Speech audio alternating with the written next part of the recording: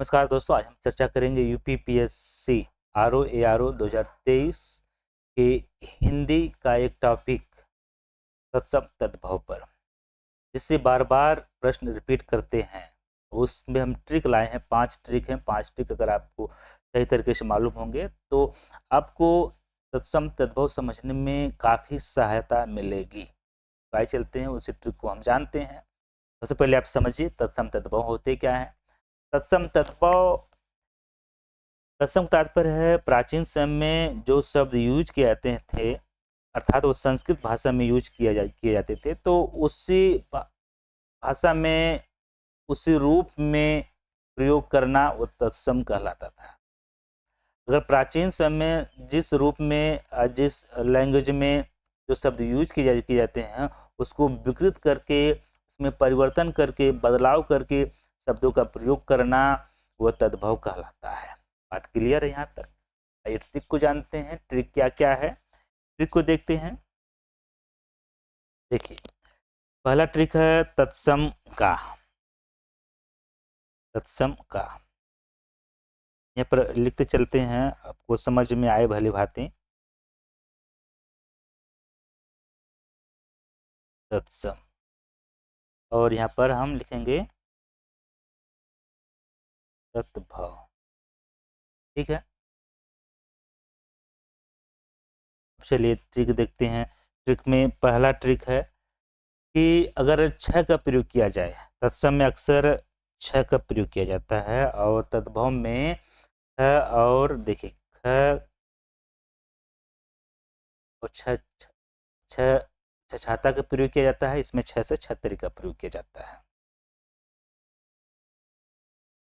जैसे हम एग्जाम्पल में बताते चले आपके समक्ष, उदाहरण में क्या क्या है। उदाहरण में इसमें अगर प्रयोग करेंगे आप अक्षर,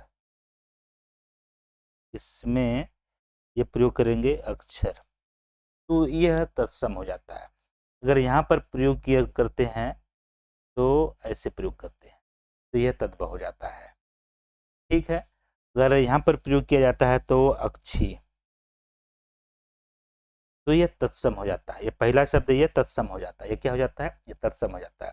अब इसी प्रकार अगर हम इसमें यूज करते हैं तो इसमें आँख लगाते हैं। ठीक है, तो हम इसमें आँख लगाते हैं, आँख लिखते हैं, तो यह तद्भव हो जाता है।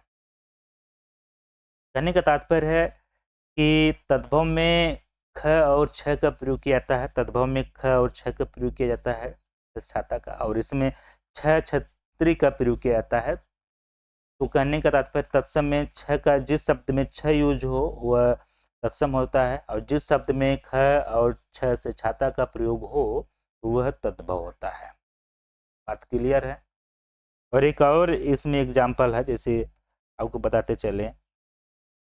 ये देखिए इच्छु है, इच्छु क्या हो जाएगा? एक। देखिए ख शब्द आया, ख शब्द यहाँ है, ख यह भी है, और यह है, यह देखिए, इसमें यह देखिए, यह। तो कहीं न कहीं अगर इन शब्दों की आपको पकड़ है कि नहीं, जो ख शब्द आएगा, छाता शब्द आएगा, वह तद्भव होगा। जो छतरी शब्द है वह प्रयोग होगा शब्दों में, तो वह तत्सम होगा। ठीक है, ये पहला ट्रिक था। अब दूसरे ट्रिक पर आते हैं। दूसरा ट्रिक क्या है दोस्तों?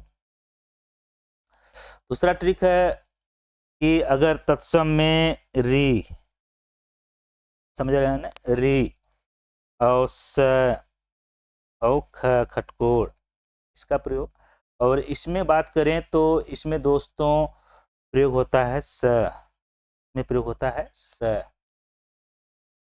ठीक है,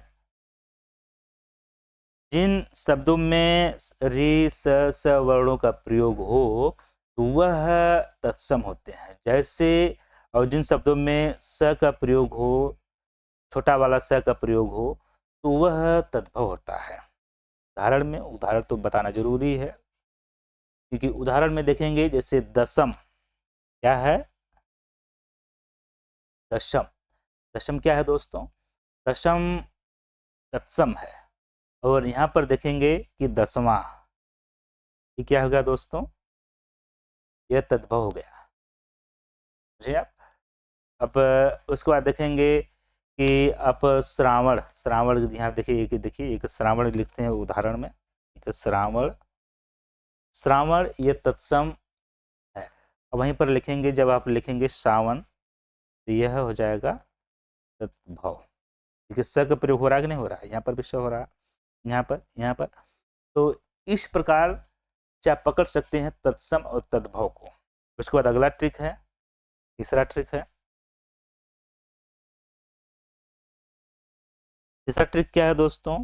तीसरा ट्रिक है कि आप जब भी व और ब देखें, जब भी किसी शब्द में वर्ण व का प्रयोग हो, सॉरी इसमें रेड से लिखते हैं व, जब व का प्रयोग हो और ब का प्रयोग हो, जहाँ पर जिस शब्द में व का प्रयोग होता है वह तत्सम होता है, और जिस शब्द में ब वर्ण का प्रयोग होता है वह तद्भव होता है। बात क्लियर है? जैसे उदाहरण में आपको बताते चले कि वधु, वधु आपको क्या है दोस्तों? वधु तत्सम है, लिखेंगे वधु, क्या लिखेंगे? वधु। और इसमें लिखेंगे बहु। तो ये कहीं न कहीं ये तो तद्भव हो गया और यह तत्सम हो गया। यहाँ पर देखिए यह शब्द देखिए, और यह शब्द में मतलब वर्णों का अंतर है। इस शब्द में वर्ण ब है, इस शब्द में वर्ण व है। जहाँ पर वर्ण व का प्रयोग हो वह तत्सम होता है, अब जहाँ पर वर्ण ब का प्रयोग हो वह तद्भव होता है। बात क्लियर है? जैसे चौथे ट्रिक पर आते हैं दोस्तों। चौथा ट्रिक है री और र का प्रयोग। री, अब मान लीजिए यहाँ पर हो गया, हमने आपको बताते चले हैं री और र, और यहाँ पर त्र का प्रयोग। त्र का यहाँ पर यह त का प्रयोग हो जाता है, यहाँ पर त का प्रयोग हो जाता है। तो जैसे हमने माना कि उदाहरण आपको बताते चलते हैं, जैसे रात्रि, रात्रि देखेंगे कि रात्रि देखेंगे, रात्रि में क्या है दोस्तों? रात्रि में अब आपको हम पता चले, रात्रि में उदाहरण से रात्रि देखिए, त्र का प्रयोग हुआ है री का, और इसमें वहीं पर रात हो जाता है। क्लियर है? अब चंद्र देखेंगे, ठीक है, वहीं पर इसमें जो है चंद्र, जो र वाला जो है ये र में रिमूव भी हो जाता है। अब यहाँ लिखेंगे चांद भी हो जाता है, ठीक है। और लास्ट वाला ट्रिक है दोस्तों, आपको पता चले लास्ट का ट्रिक है कि आप देखेंगे कि लास्ट का ट्रिक है, पांचवा ट्रिक है,